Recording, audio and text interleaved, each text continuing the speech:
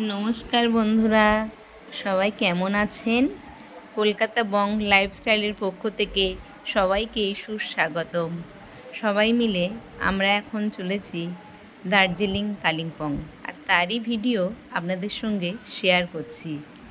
আমরা এখন কাঞ্চনজঙ্ঘা এক্সপ্রেস, আমরা হাওড়াতে থেকে আমরা এখন শিলিগুড়ির উদ্দেশ্যে রওনা দিচ্ছি।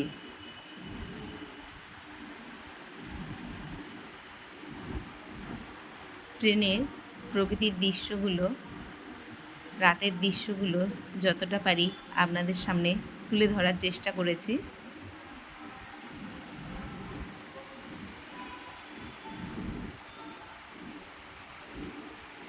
এখন মালদা থেকে আমাদের গাড়িটা স্টার্ট করলো, আর দেখছি মালদার পথ থেকেই রাতের অন্ধকার কাটিয়ে আকাশটা নীল হয়ে গেছে। অপূর্ব এক দৃশ্য, মানে না দেখলে বিশ্বাসই করা যাবে না, এত সুন্দর এক প্রাকৃতিক দৃশ্য। আস্তে আস্তে আপনাদের দেখাবো কিভাবে সকালটা হয়ে গেল, রাত পেরিয়ে আসলো নীল আকাশ পেরিয়ে এসছে সাদা আকাশ। সেই প্রকৃতির দৃশ্য আমরা এখন পৌঁছে গেলাম দৃশ্য দেখতে দেখতেই শিলিগুড়ি স্টেশনে।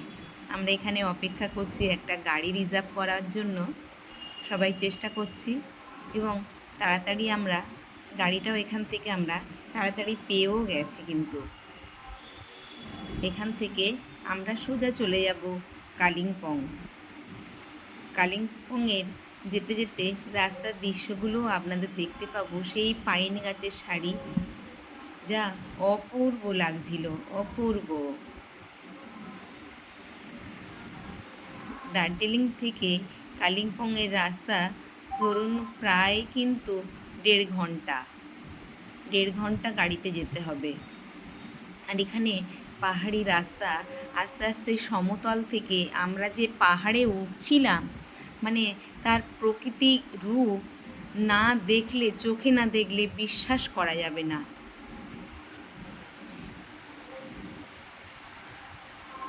মানে যেমন একটা আনন্দ হচ্ছিল, যখন নিচের দিকে তাকাচ্ছিলাম তখন ভয়ও লাগছিল। আমরা এখন চলে এসেছি কালিম্পংয়ে।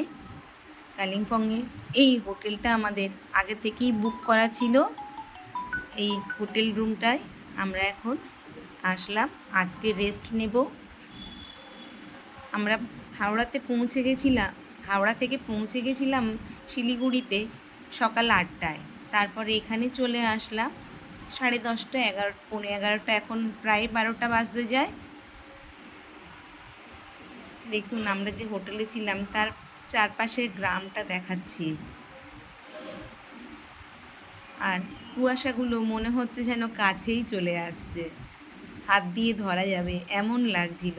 মানে প্রকৃতির কতটা রূপ না দেখলে, এই সব প্রাকৃতিক জায়গায় না আসলে কখনোই বিশ্বাস করা যাবে না।